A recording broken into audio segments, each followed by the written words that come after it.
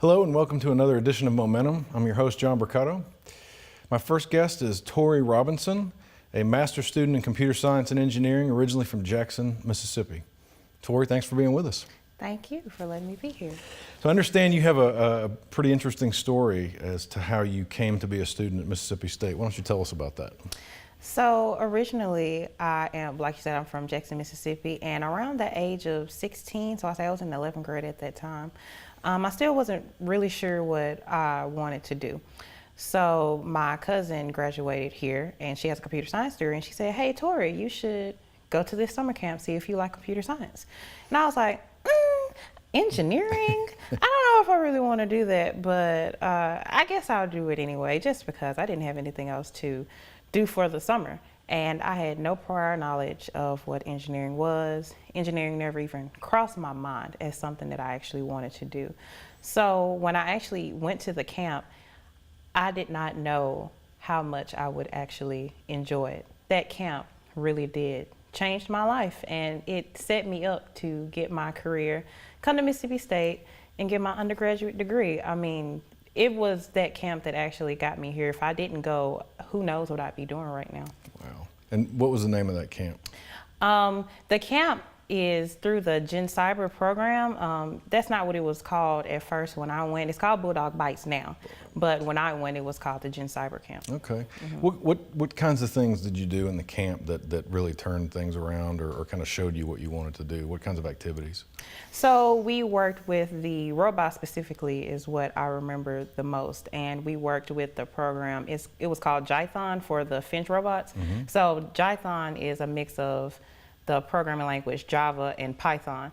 And so when I looked at it, I was like, this is the coolest thing I've ever seen in my life. You know, you see on TV the robots and you see what people do, and you never really get to see what's actually behind it to actually make it work. Right. So seeing that firsthand, I mean, I was staring at that computer screen for hours trying to figure out how does this work. So it was really fun for me. Wow.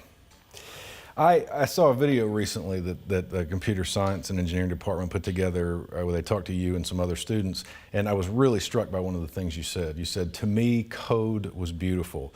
And I think that's something that is not really intuitive for some people, and I would love to hear you talk about, you know, what makes code beautiful to you.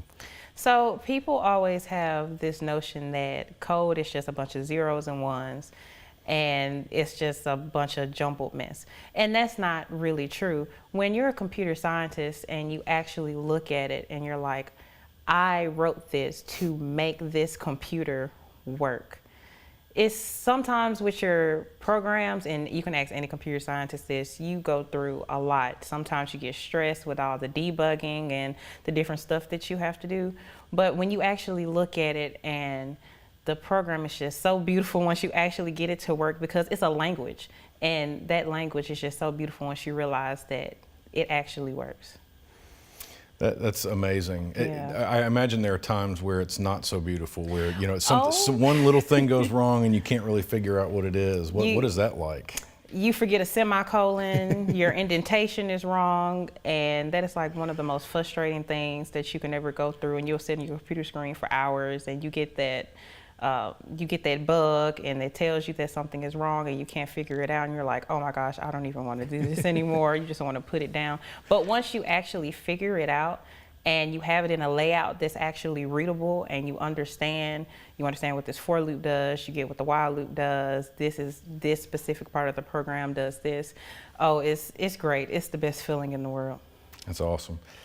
So finally, what does the future hold for you? What are your career aspirations beyond your master's program?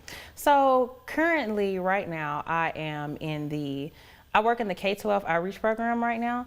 So my end goal is to actually go back to academia and do the same thing that those people who taught me and made me realize that I want to be a computer scientist. I want to do that for other kids. So in our K-12 outreach program, we have many different summer camps going on this summer. So hopefully in my future, that's something that I want to do. I do want to go to the industry first, but definitely my end goal is to actually teach. That's wonderful. Tori, you have a terrific story, and thank you very much for being with us today. Thank you for having me. Thanks a lot. Thank you. We'll be right back. When you're the best, everyone wants to see what you'll do next. At Mississippi State University, our team of world-class rocket engineers is venturing beyond boundaries, building rockets like none before. We're launching a new era of space exploration. We've developed cutting-edge technology that's helping us build a rocket that can travel at 4 times the speed of sound. Fast? Yes. But more importantly, revolutionary. For you and for a space program that produces many of the conveniences we enjoy today. We're shaping your life in ways you never dreamed. What's next? Watch us and see. What drives you? What pushes you forward? Is it an appetite to be the best or a calling to make a difference? For those of us here at Mississippi State University, it's both. We're designing a future where cutting-edge hybrid technology isn't imported from overseas, but exported from our own backyard. We're working toward a day when solutions to energy independence move at 0 to 60 in 5.5 seconds and are as simple as charging a phone. A day when fuel economy and environmentally friendly are viewed as less of a compromise and look more like this. For us, turning heads in the auto industry is great, but living up to the hype is even better. That's because it's about more than simply envisioning the future. It's about getting there. And here at Mississippi State, we know just the ride to take. Welcome back to Momentum. Our second guest is Khalil Markham, a senior in electrical and computer engineering and an honors college student from Biloxi, Mississippi. Khalil, thanks for being with us. Thank you for letting me be here. So I want to start with a recent program you were accepted to this upcoming summer that sounds like it's very exciting. Why don't you tell us about that first? Sure. So the name of the program is Public Policy and International Affairs, or PPIA's Junior Summer Institute.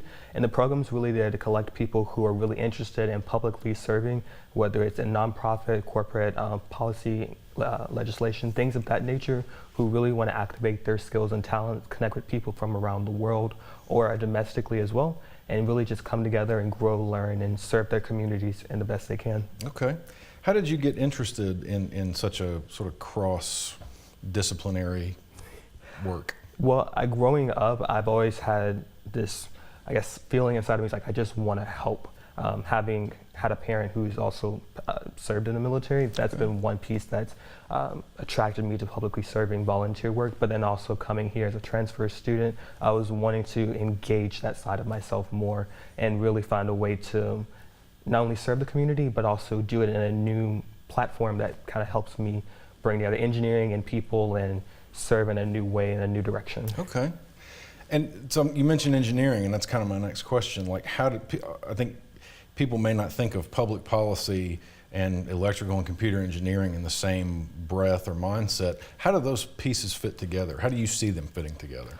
To me, engineering is almost like the kind of a coin in a sense, the other side, to where you're building, constructing, whether it's programming, whether it's constructing buildings, materials, and policy is almost a way to talk about it with people who may not know about it, help convey them, interest them, maybe pull them in that will maybe economically or publicly fight to increase the playground in a sense. Okay. So that's kind of the other side of the coin. Yeah, the other side of the coin. All right.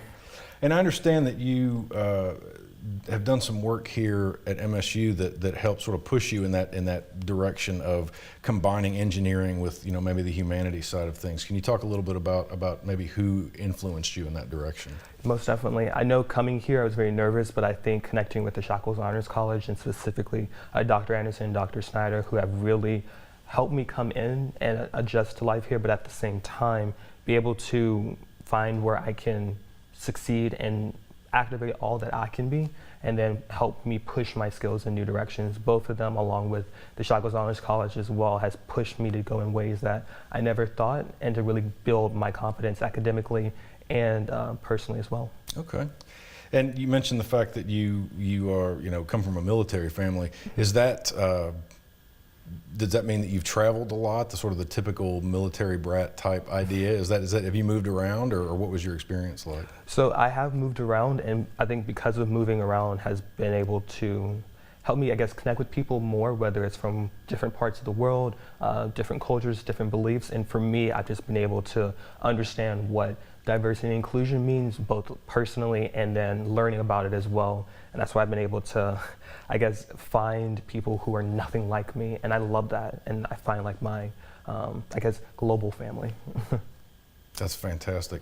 What's you mentioned globally, so you outside the U.S. Where have you been outside the U.S.? That's really exciting. Well, for me, I've lived domestically, but everyone that I've met have come places from Bahrain, India, England, the UK, the Asian continent as well. Okay. So that's been exciting to have in my life. Yeah, that's wonderful.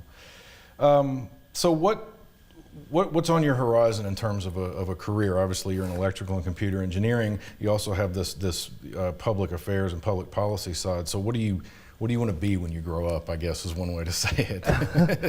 That's an interesting question. Right now in my life, I really want to find the two worlds, and maybe in the environmental studies and combat environmental degradation, find ways to work towards ending poverty, increasing biodiversity, plant life, animal life. Maybe I could see myself, hopefully one day, fingers crossed, working in the environmental, the EPA department, or being the head of that department for the country. Okay. So my previous guest, we were kind of talking about a pathway into engineering, and how she got into engineering. And so I'd kind of ask you the same question. I mean, what drew you to engineering maybe out of high school, for example? What was it, a natural fit? Was it something you came to, almost as a surprise? Like how did you get to engineering? Engineering's always been something that's I never expected to see for myself, but I think it's the understanding the behind the scenes work, the building constructions and implementation that brings, whether it's buildings or code, to life, and seeing the after effect. I think that's what drew me into it, plus the challenge itself. It's not something that I would see myself 5 years ago, but now I love it and appreciate it for everything that it is. And to get the plug in for the school, like why Mississippi State? Mississippi State for me was always been known for engineering, and I think that's what drew me in first, but having come into it and understand that the work is definitely worth it, it's pushed me and challenged me, and I love that. I love that not only nationally it has a reputation, but for me personally, it truly lives up to that. Well, you have a wonderful story, Khalil, and I really appreciate you being here to talk with us today. Thank you so much. Sure. That's all we have time for this show. Remember, you can follow us on social media through Facebook, Twitter, and Instagram at MSU Engineering. Thanks for being with us.